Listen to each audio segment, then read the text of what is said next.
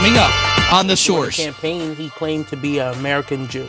Come to find out, he's Catholic. 2 years earlier, he had nothing. Correct. Now, after that 2 years, now he became a millionaire. Majority of us, but I think he's not the first one to lie. Like, we're not going to sit here and say this is the first person. He's the first person to get caught. I mean, this just doesn't make sense to me. I'm lost. I just don't understand it. Help me to understand. Some people didn't have any, right? So then if you don't have anyone challenging that person, then of course they're going to keep winning that seat. But with reflection, you have to have action.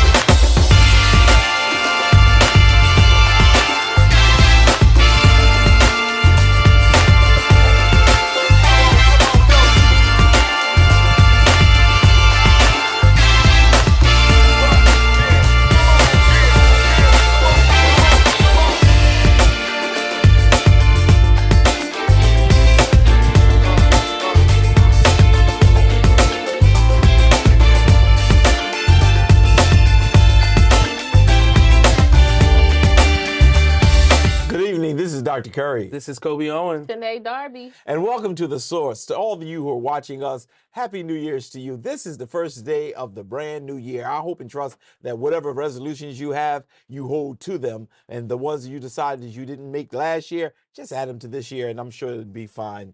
Kobe, Sister Janae, look, what's going on with this congressman from the GOP party? I mean, I know we usually talk about the city and we try to, but I'm just overwhelmed with this guy who is they taught me a word in college called prevaricator. He just lied and he did it so boldly. What do you know about him? What's going on with him? Yeah, so George Santos was recently elected during the 2022 November elections, right? Mm-hmm. He was one of the Republicans that flipped a democratically held seat in New York City, Long Island part. And he will be a part of the upcoming 118th session of Congress. Now, the issue that has come forward is the fact that he has lied about a few aspects of his background. He's lied about his heritage. So during the campaign, he claimed to be an American Jew. Come to find out, he's Catholic. And now he's trying to defend him being Catholic and saying he was American Jew by saying that he recently, right before he ran for office, found out that his mom's side had a Jewish lineage, and that's why he said he was Jewish, but he didn't mean it as like he was Jewish. He was meaning it as he's somewhat Jew. Which, watching him in a press conference say those words were really concerning, right? But it doesn't stop there. He lied about working on Wall Street. He lied about where he went to college. He lied about his sexual orientation. He did all these things so he could win. He also lied about how wealthy he was. When he was running, he portrayed himself as a hardworking Latino who had to, pull themselves up from the bootstraps. Well, when you file those disclosures once you're elected to Congress, right, you got to file everything, your stocks, assets, everything, right?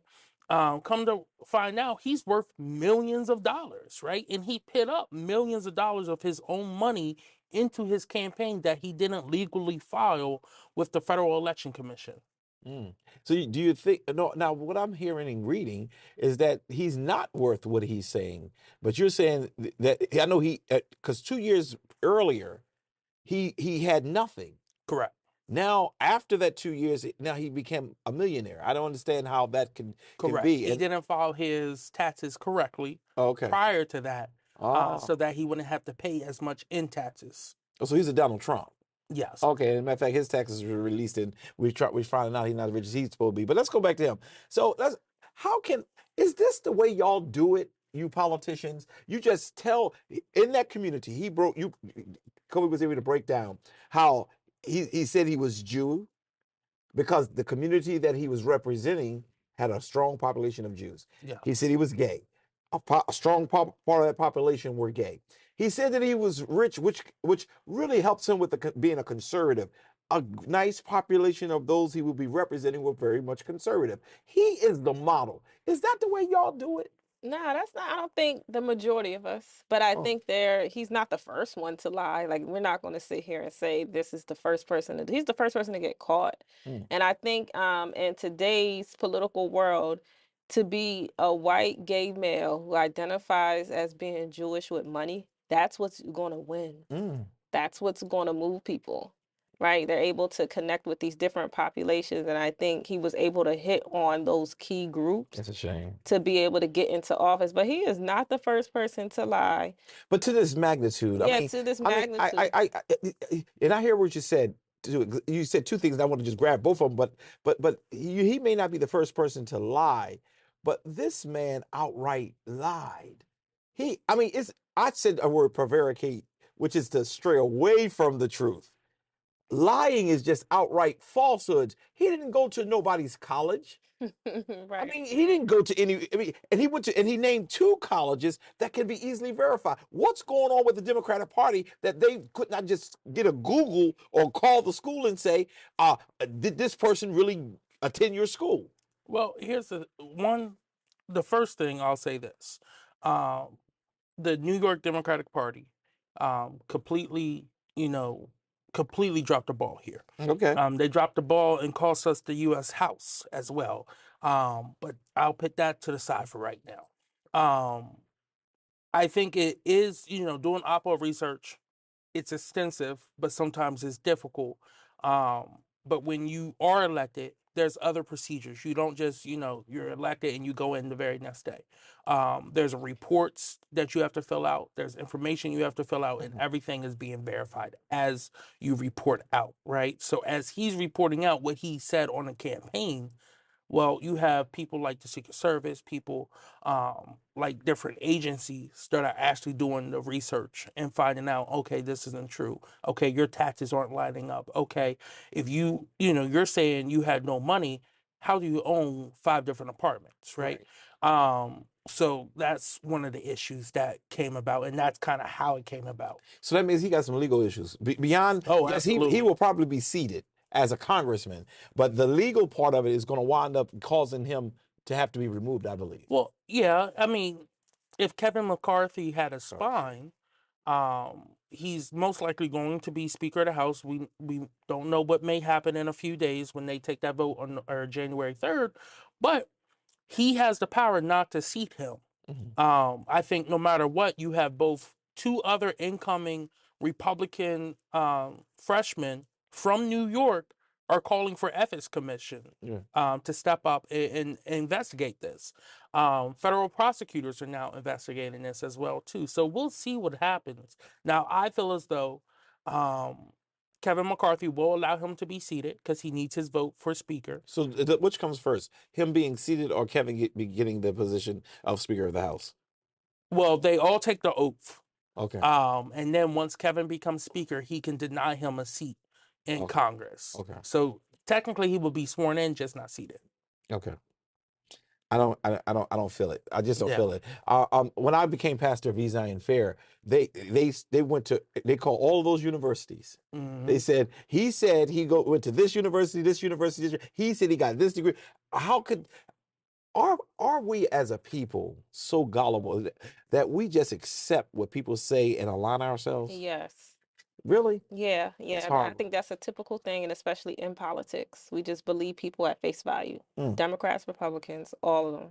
That I feel, and I liked what you said, right? Because it's not just a Republican thing, but even here in our city, it's like as we look at the politicians now, most of them don't share that they went to a university because we're a small knit community and we could easily deal with that. But what other kind of things would they be like? Do we have politicians that say they are gay just because they want to submit to the gay community? I mean, this just doesn't make sense to me. I'm lost. I just don't understand it. Help me to understand. Well, I think on a national level, I think those are all identities that are very well recognized in those arenas. Like Okay. to be gay in politics right now is a hot thing. To be a black woman in politics right now is a hot thing. To be a woman in politics is people are voting more women than ever before in politics, right? He couldn't say he's a woman, right? He couldn't go that he couldn't go that far, but he was able to say, I'm Jewish, I'm gay, because those are things, I'm rich. Those are things that are, that aren't. He didn't have But to where alter are the himself too people much. who knew that they were lies? For example, he said that he was gay, all right? And in one interview on, it wasn't on CNN, it was on one of those channels, he said, I never had an issue with my sexuality. I always was gay, is gay, and will always be gay. Okay, if that be the truth, how is it that he just divorced a woman 2 months before? He lied How come it didn't come out? because we don't fact check on I'm all done. sides. I'm done. I'm done. This just doesn't make any sense. And this is what's leading our country. Yeah. And then people want to know why some people like me who are so harsh to politicians who play games, who get into office, especially because I'm local more, who get into these offices, don't represent the people they say they're going to represent, don't do the things they say they're going to do, and no one holds them accountable. They send out chicken dinners and all this other stuff to people, and people still vote them in. Yeah, this is crazy. This is just outright crazy. Yeah, I mean, here's the thing. If we call on him to resign for lying about his resume, um, and he, we had the power to make any politician resign, there would be a lot. There would be a lot that would have to resign on both sides. Well, why not? And again, this is, what is wrong with politics right now is people are willing to lie in order to get in. And we see that across the board. People lie about their record once they are in, because they understand that people may not necessarily go and look up what their actual voting record may be. And then when they get called out on it, they demonize the people who call them out on it. So it goes a lot further. Now, this one, I'm not saying, this is normal. It's not normal at all. But it is a deeply rooted issue in politics right now, all across the board, on federal, all the way down to And the then the accountability part for me is like leadership. They're not going to hold them accountable, and they're not going to do it because it all goes down to power. So he wants to get seated into a certain seat or a position, right? In local politics, people don't address certain things or hold certain politicians accountable because it's going to work against them, holding them accountable. Or if you hold someone accountable, then you're going to have people turning on you in this Delaware way of politics. Oh God, do I know that? You could be good friends with people, and then you say something about somebody who's left like they are, then they just turn on you. This is the problem with our political system, and this is why so many people are becoming independent. Right. And the issue, again, with McCarthy, right? It's 222 to 213. He can lose 4 votes and still be fine. If he loses that 5th vote, he's no longer speaker. Right now, there's 4 Republicans who have already stated they're not voting for him. So if he wasn't to seat Santos, then that's his 5th vote, and he won't be. He's not going to do it. It's going to work against them. So Yeah, well, but see, but listen to the politics. I hope you all are listening to this. I mean, I would rather seat a liar who is who's out there. I mean, and I hear you all clearly that it's not unusual to be a liar in politics, but this is just what is it saying to your daughters, my daughter? What is it saying to them that in order to advance yourself, you have to augment yourself, you have to embellish yourself? No. that's the American way. No, well, I do not play in that game. I don't play in that game, and I think that is unfair. Just like sometimes I hear preachers, everybody is the doctor. Everybody and didn't go to nobody's school. It just bothers me when people who really study and do what they're supposed to do can't get advanced, and then you get a person who get right into a position. Honestly, when you are campaigning, that's your interview. That's your interview. The 3 universities that I work for, they have to verify what you are saying. If you said you changed the campus life, 38% of the campus life, they're calling that campus to see if or not this is true. Why is it that we allow our politicians to have a free hand to do whatever they want to do? Why? Because they always have. That's the simple fact. And people don't want to change the way it's been done. And that's what needs to change. So we would rather let people just lie to us. No, y'all. No, Not we me. are here. No, we are all here. I mean, and being here. I mean, it happens right here in the city too. No, that's what I'm saying. Yeah. And I'm not saying to the level where they talk about degrees, but to the level of just lying, and they put people in position. Just like I'm watching even with that last appointment that they did with the city. It's all rooted in politics, and it's all rooted in dirt. And it's just unbelievable. So I'm gonna leave it alone because we're gonna get in trouble the first show of the year. But I just really feel that that's just not good. Another thing I want to just mention to you all, or let's talk a little bit about, is the political field of Wilmington right now, because we get ready to have our 2024 election, Yes. and a lot of people are getting ready to gear up. Are you going to rerun again? Yes, I'm definitely rerunning. Okay, Yeah. good. And I'm hoping that we can get some more like you. Yeah. Okay, in there. But do you think, now this is going to be a hard question, so don't answer because I don't want nobody to get in trouble. But do you think some of the people who have been appointed, and even some of the people who won, will get reelected? So You gotta say no okay, names. so we talk specifically for me. I'm more focused on local level. That's as what I'm talking about. City I'm council. talking about city council, Wilmington City Council, because I watched some of the appointments and also watched some of the people who have been reelected and how much they were reelected by. My Right. question is, do you think that they are going to, what the council you see today is the council you'll see in 2024? If we get good people to run, Mm-hmm. meaning a lot of them in 2020 did not have great candidates to run against, right? People who were well versed in like strategic and how to plan a campaign, right? How to run a campaign. A lot of them didn't have it. It was only like a few of us who had like 3-4-way races. Some people didn't have any, right? So then if you don't have anyone challenging that person, then of course they're going to keep winning that seat. For example, like the 4th district, there was really no one who went against with real political strategy who went in the 4th district or even in the 3rd district, right? So we need to create a slate of some strong people to run and we can, get them into classes and teach them how to run. Thank you. Like, we need to do that. If we're not having that conversation now, then yes, it's going to be the same people. One of the things, I had a conversation years ago when I first came to the city. I had the opportunity to meet Maurice Moyer, who was one of the noted pastors here in the city, Yeah. really in the county, but he was in the city.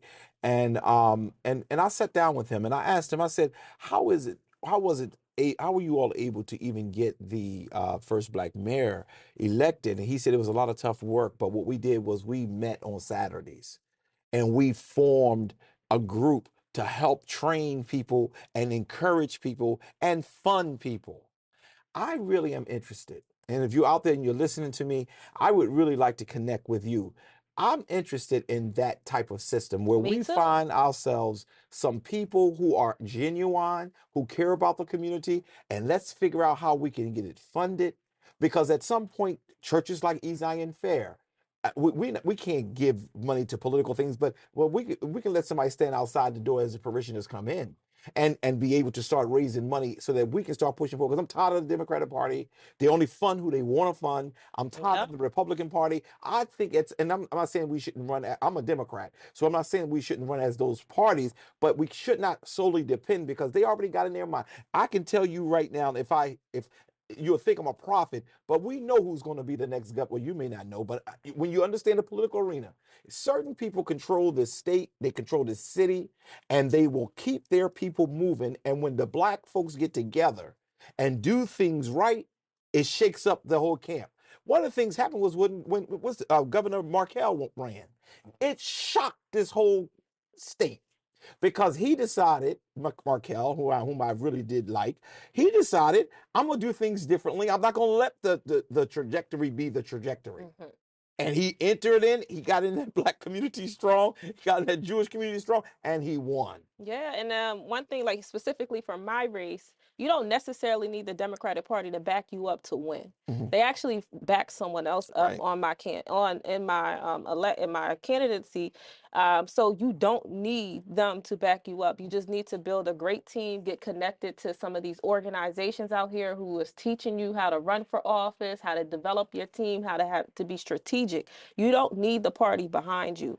Especially, I know for me on the local level, I was able to win without their support. Yeah, and I watched how sometimes the party goes against some of the better candidates.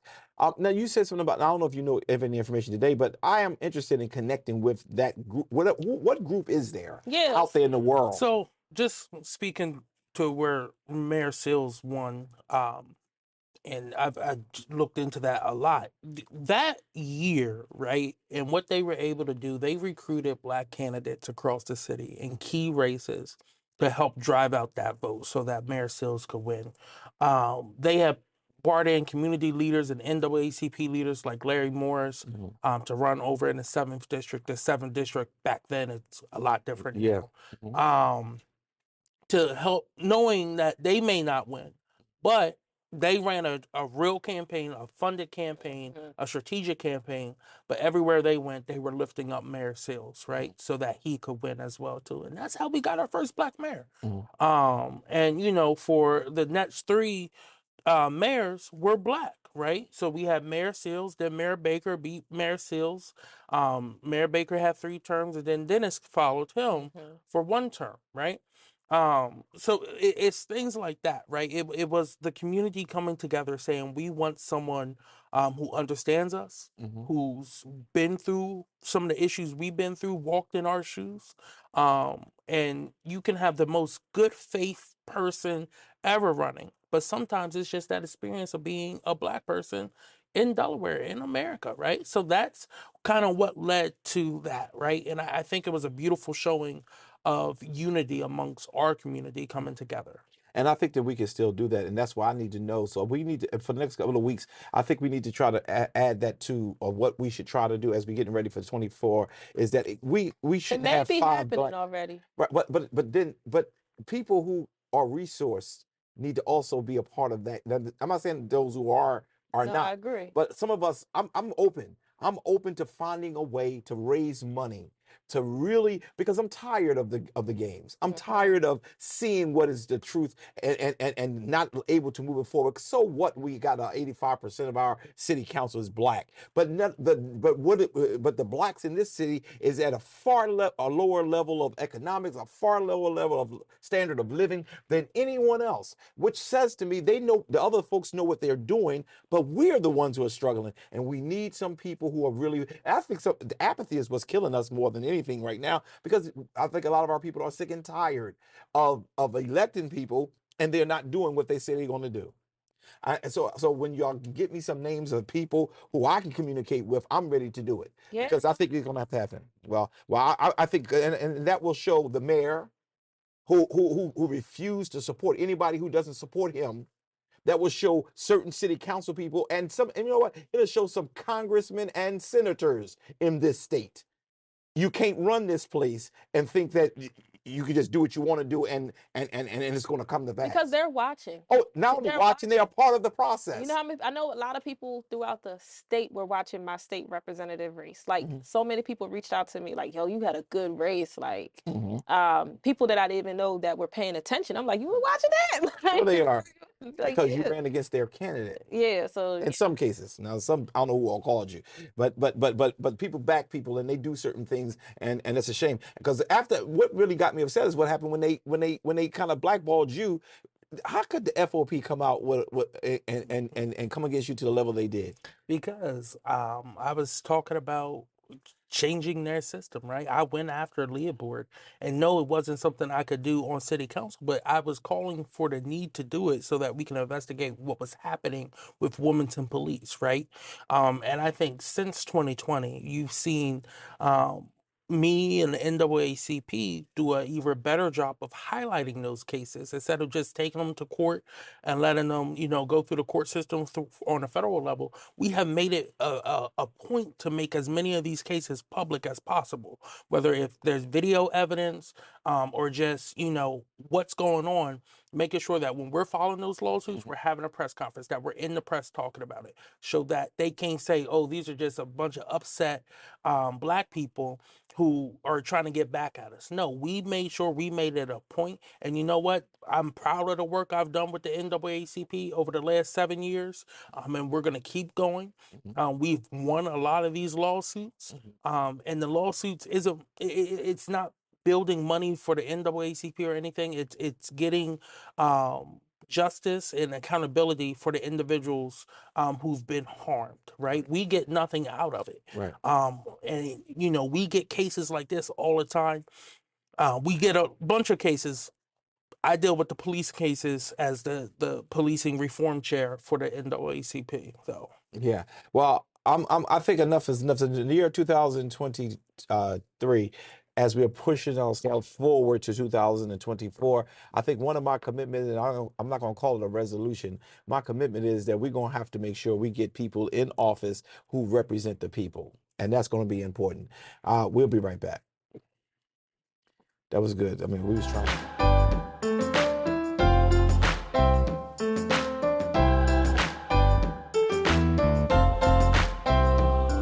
Tune in at 8 a.m.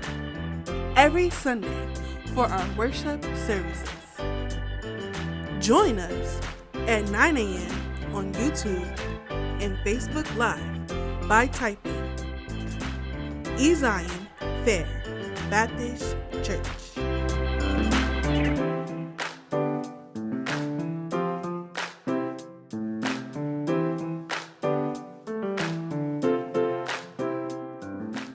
We are Wilmington's most exciting church.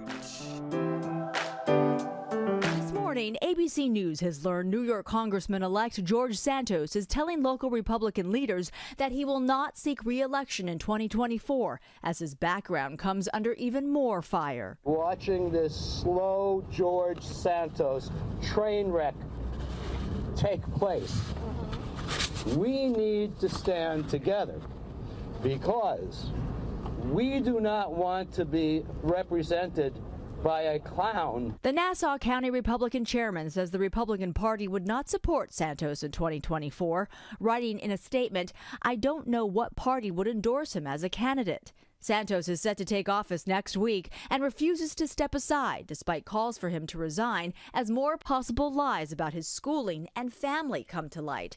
Santos claimed he attended the New York private school Horace Mann, but the school claims there is no record of him. They sent me to a good prep school, which was Horace Mann Prep in the Bronx. And Santos suggested his grandparents survived the Holocaust, playing up his Ukrainian Jewish roots, but Santos himself is Catholic. To lie about being descendants of Holocaust survivors for the purpose of political gain is beyond unacceptable. Now, there are new questions surrounding his mother's death. Santos claims she was in the South Tower on 9/11 and died a few years later, suggesting his mother died from an illness related to the attack.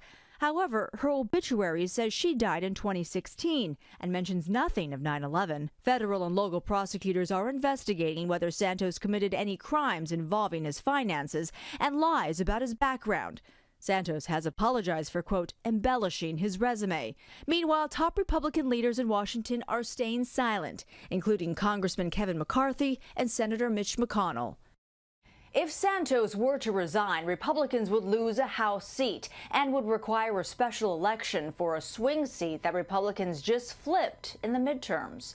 New guests, new conversations, new stories every Sunday at 11 a.m. Grab your cup of coffee and tune in with Dr. Curry for our weekly episodes of Coffee with Curry.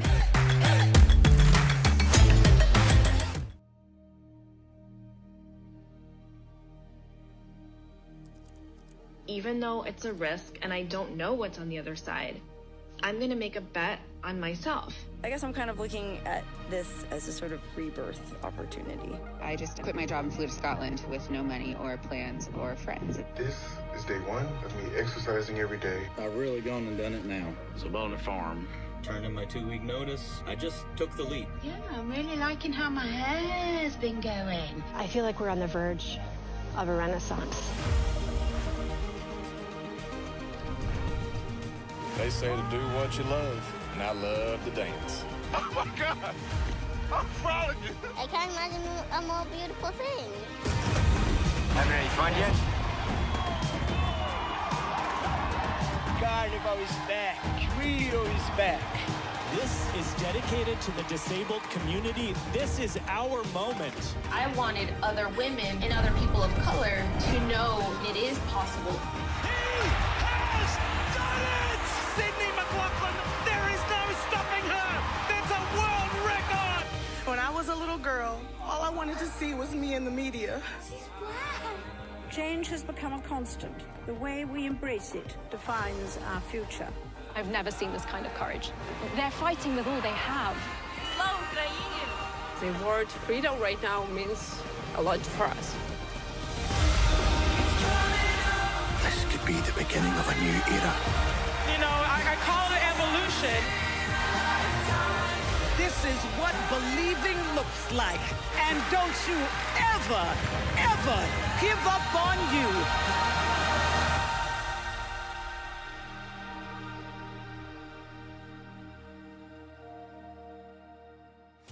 News all across the nation. Wilmington's latest headlines. Advocating for change in the community. With Dr. C.T. Curry, Kobe Owens, and Shanae Darby. Tune in to The Source every Sunday at 5 p.m.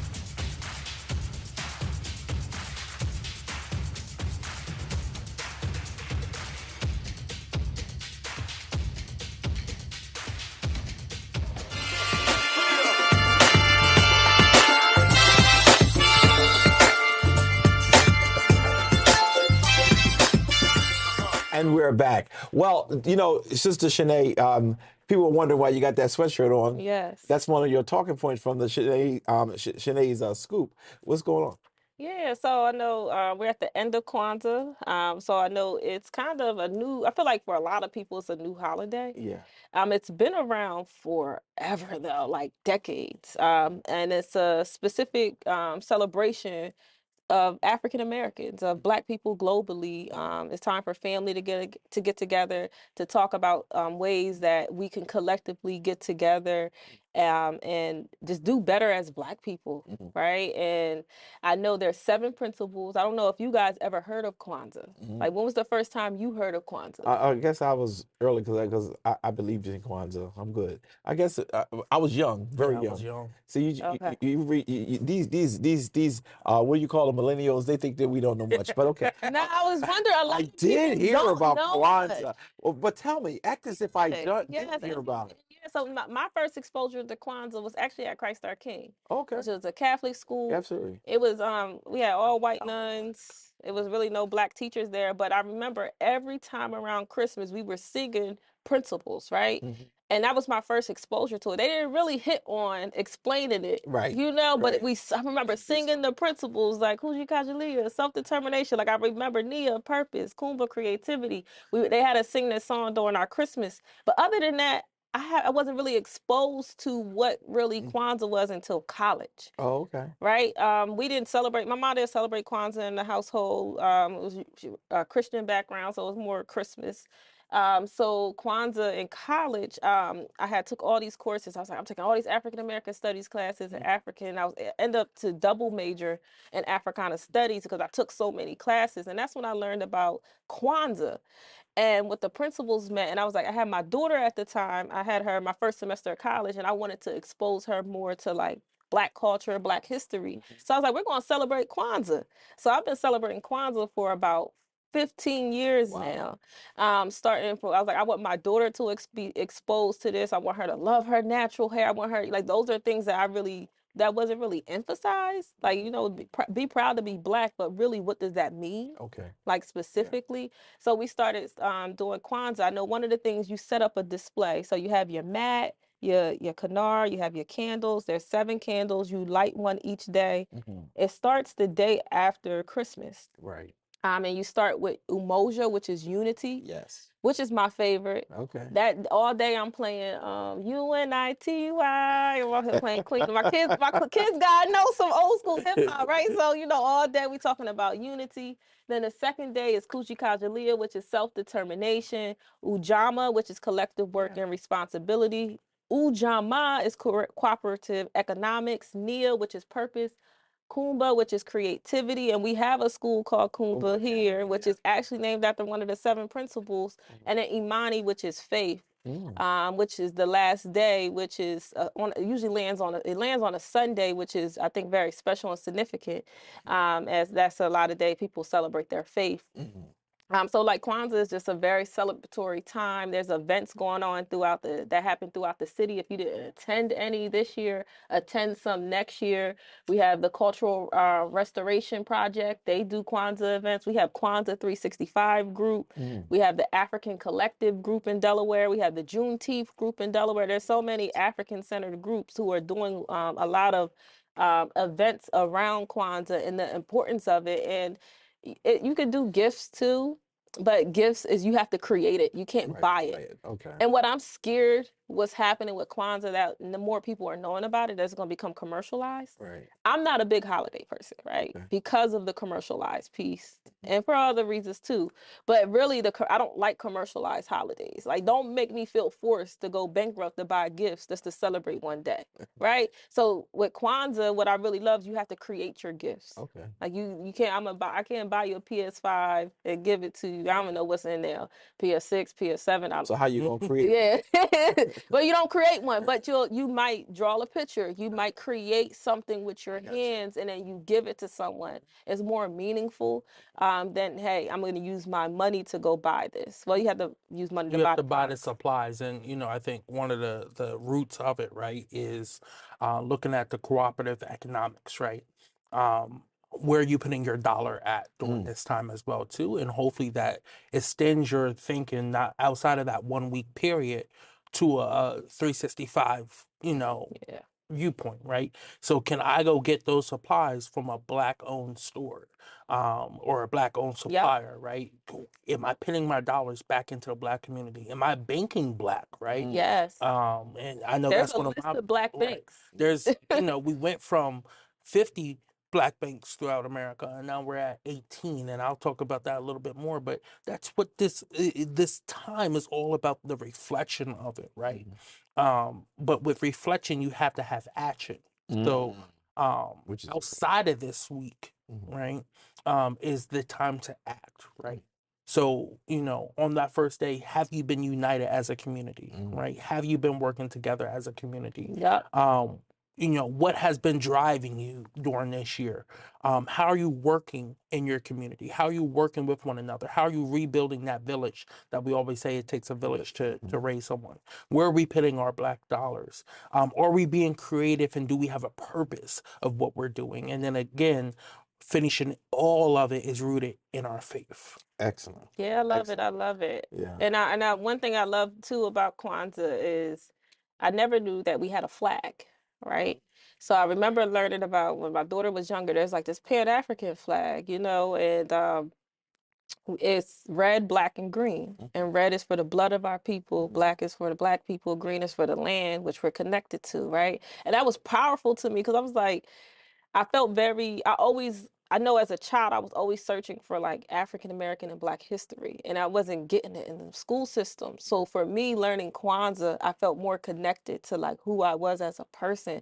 And especially, I think it's complicated being African American because we really don't know like where our lineage is. Some people argue we've been in America forever. Some people argue we came from Africa. There's so much we don't know. Absolutely. It's so complicated, right? Especially with our history. So being able to have that. And then recently I found out there's an African American flag. It's like black, gold. I saw it on Amazon. I put it in my cart. I'm going to order some. I'm like, I'm going to have an African-American flag We're going to just ask our producer to put it up on the screen. Yeah, it's a beautiful flag. So I would ask that, if those in the sound room would just put up the Kwanzaa flag and the African-American flag, because both of them are very significant. Yeah. And I think we need to continue to expose our people to the reality of who we are and what we are about. So is that the Black American Heritage flag? Yep, the Black American Heritage flag. Yep. It's red with a black stripe going across of it, and in the middle is a gold symbol, 2 olive branches and a sword. Okay, so we're going to see it on the screen, so you'll get an opportunity to see it. We'll be right back. Great. Hello, everyone, and happy Kwanzaa. Doug and I send our warmest wishes to all of you this holiday season. During Kwanzaa, we celebrate the history and heritage of the African American community and the African diaspora. Growing up, Kwanzaa was always a special time. We came together with generations of friends and family and neighbors. There were never enough chairs, so my sister and I and the other children would often sit on the floor, and together we lit the candles of the Kinara, and then the elders would talk about how Kwanzaa is a time to celebrate culture, community, and family. And they, of course, taught us about the 7 principles. My favorite principle was always the second, Kujichagulia, self-determination, the power to design your own life and determine your own future. And it is a deeply American principle, one that guides me every day as Vice President. To everyone celebrating, we hope your week is filled with love and light. From our family to yours, Happy Kwanzaa. Join us at 9 a.m. on Facebook Live every Sunday by typing E-Zion Fair Baptist Church. Jesus felt what you're feeling, but he did not sin. Am I in the word? Have one who has been tempted in every way, just as we are, yet he did not sin. We are Wilmington's most exciting church. Anyone who's ever made a New Year's resolution knows they are hard to keep. Mine for 2021 was to read more books. Well, I read one. But in today's Your Healthy Family, we have advice from a psychologist on how to keep your New Year's resolution. Cleveland Clinic psychologist Dr. Susan Albers says real and lasting change happens when a person feels ready, not on an arbitrary date on a calendar. Each and every year, people tend to make the same exact resolution year after year. This shows that there is a gap between what we want and what we actually do. And we can use psychology to fill in that gap, to figure out how to change our habits to make these resolutions stick. Dr. Albers recommends thinking about what might be standing in your way and also creating a supportive environment. Another tip, shift your mindset from I have to accomplish one specific goal to setting an intention for the year. For example, instead of I want to lose 20 pounds, you could say I want to be healthier. She says mental health has taken center stage during this pandemic, which can make for a great New Year's resolution. Consider this year taking a stress management class, buying a book on relaxation, reaching out to a counselor, finding a way to make sure that you are taking care of your mental health this year. Dr. Albers says other popular New Year's resolutions include spending less time on social media and more time with family and friends, or stopping unhealthy habits like drinking or smoking. Join us at 9 a.m. on YouTube every Sunday by typing E-Zion Fair Baptist Church. Oh my God, help me today. Which means every storm is a school. Every trial is a teacher. Every experience is an education. And every difficulty is development. We are Wilmington's most exciting church.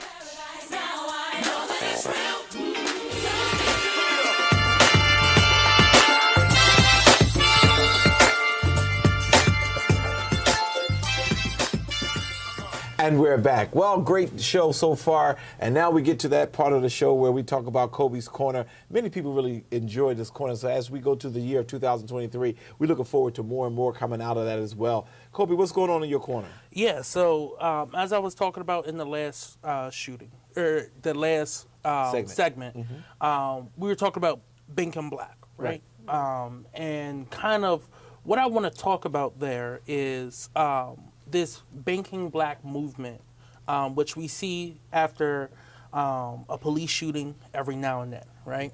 So for me, I've been banking black for a while. I bank with One Bank United, One United Bank. Me too. Is that in Philadelphia? No, so they don't have a location in Delaware. Delaware is the 7th blackest state, and we have no black banks here. But there's only 18 banks throughout the nation now that are black owned, and 32 credit unions, where it used to be 50 black banks, right? So we have decreased. But I feel as though it's so important to learn about the importance of black banking. If you look at the black community throughout America, only 32% of us are actually bank. The rest of us are not banking with anyone right now. So that leaves us open to payday loan places. You know, these places that are just predatory and take huge portions. It's the reason why we have bad credit. It's the reason why we get iced out of the ability to really start getting loans to buy houses, which creates generational wealth. Or if we do get in those situations, because our credit's so bad, we get hit with high interest rates, right? Which is just damages. Now, the black banking movement really took root after a string of deaths, police shootings in 2016, in July 2016. And that was Darwin Small, Alton Starling, and Philando Castile was all killed around July of 2016. Then you saw a mass movement of black people decide to take their money out of white institutes such as Bank of America, PNC, M&T, and move to black banks. That's why you saw the growth of black banks in New York and Georgia and Missouri and North Carolina. You saw the largest growth there. You saw that happen again in 2020. 4 years later, we had a string of 3 killings of unarmed black people. Ahmaud Arbery, Breonna Taylor, George Floyd. And people moved their money again. That's when I moved my money. But in order to really look at what's going on in our community, we have to do a deeper dive into what are the benefits of banking black. What are the benefits of having strong financial literacy skills, right? So how are we looking to educate our community about the importance of setting up a bank account, a checking and savings, how to properly use your credit card, right? You shouldn't be maxing out your credit card every time. You should be keeping it at about 15, 20%, right? To build your credit. How are you going after loans, right? When you're getting into your loans and you're signing these contracts, are you signing too high of an interest rate that is set up for you to fail in the first place, right? Because we get caught in those type of things. And then access to just being able to get a mortgage, right?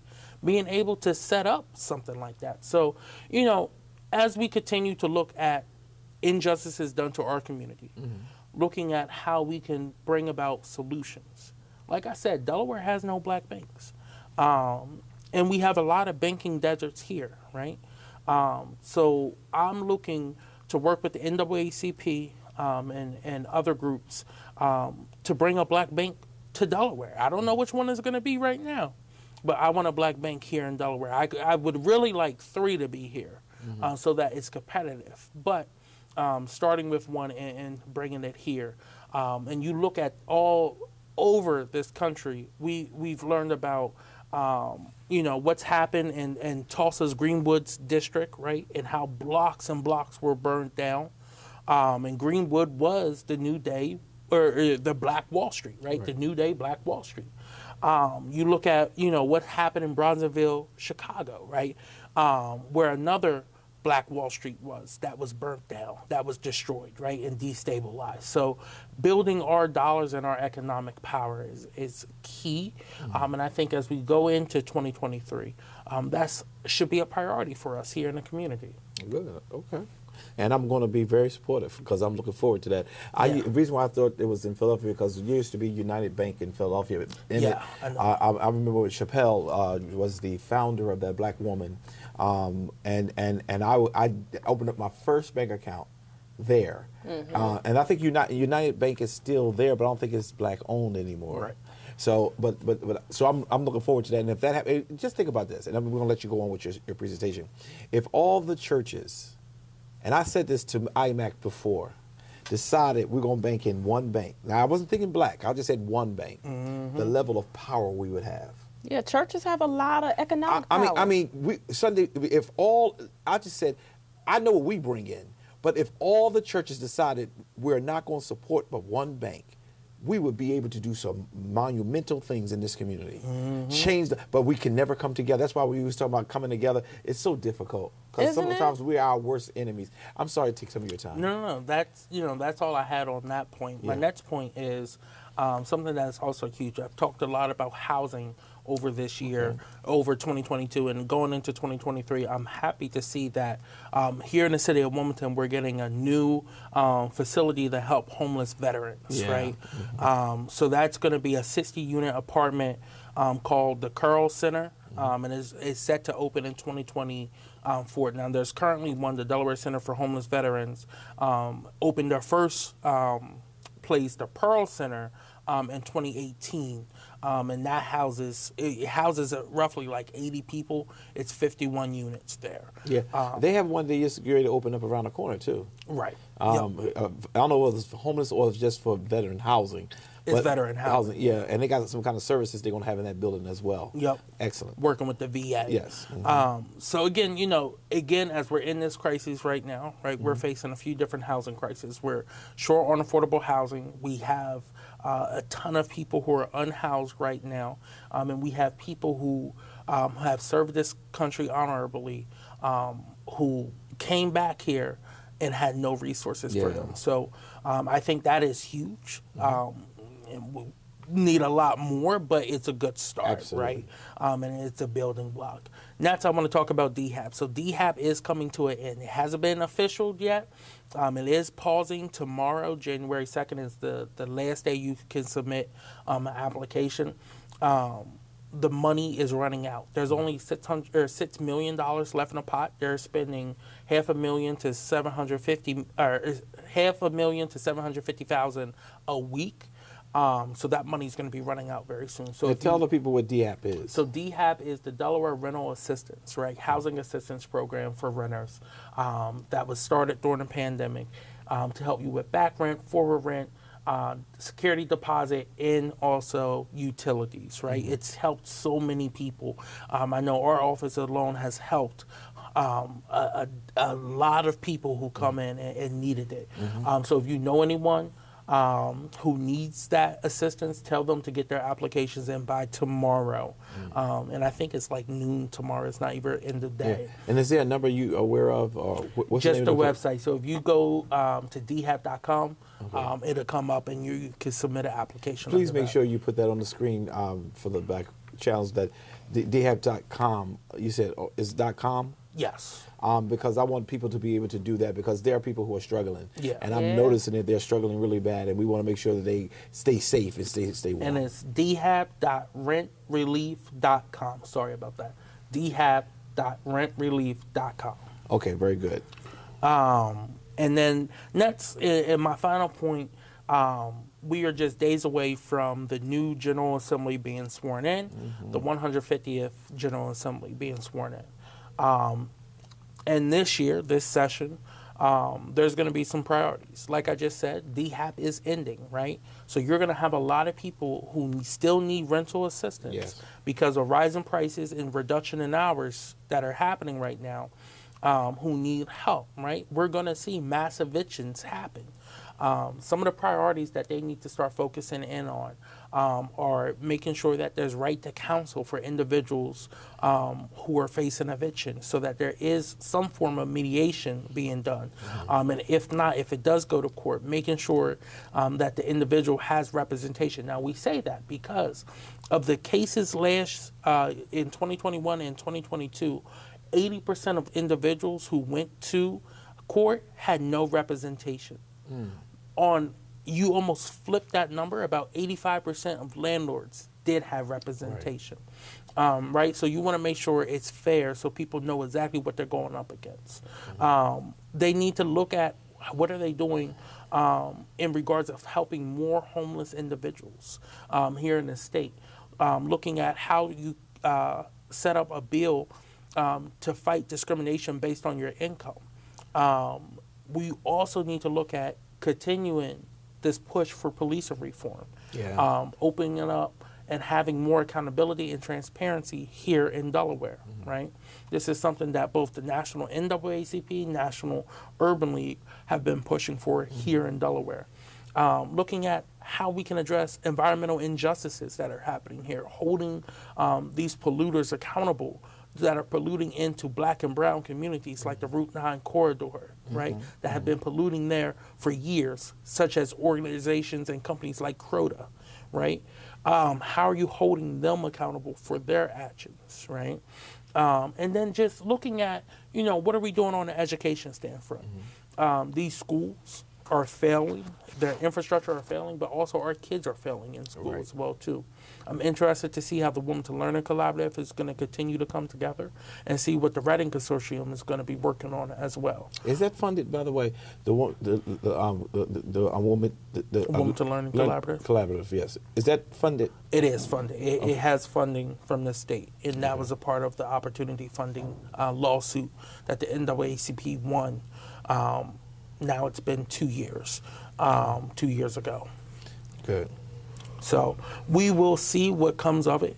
And, I look into any situation, this is the first of its kind here. So not being harsh at first, but, there's going to be a need for tweaking and stuff like that. So making sure we have that ability to do that. Good, good. And speaking of the political side, have they made, so when is the deadline for the applications for those individuals who desire to be the first district candidate for city of Wellington? Kobe probably following it more than me when the exact date is. When's the exact date? So the date is January 6th. Oh, so they got another week to file their application. Well, I'm not even going to say we're going to watch it because they already know who they're going to get. They already put the person to apply. So I just want to hope that when we get ready for 2024 election, I hope that we get geared up. I'm just going to save every penny I can save to make sure that I can help some group of people make it in, because at this point it's just been horrific. So much more could have been advanced in the black community had we had people representing our community. What we have not talked about today is that there is a true lesson. At one point, I think when I came to Wilmington in 2005, it was about 93,000 residents in the city of Wilmington.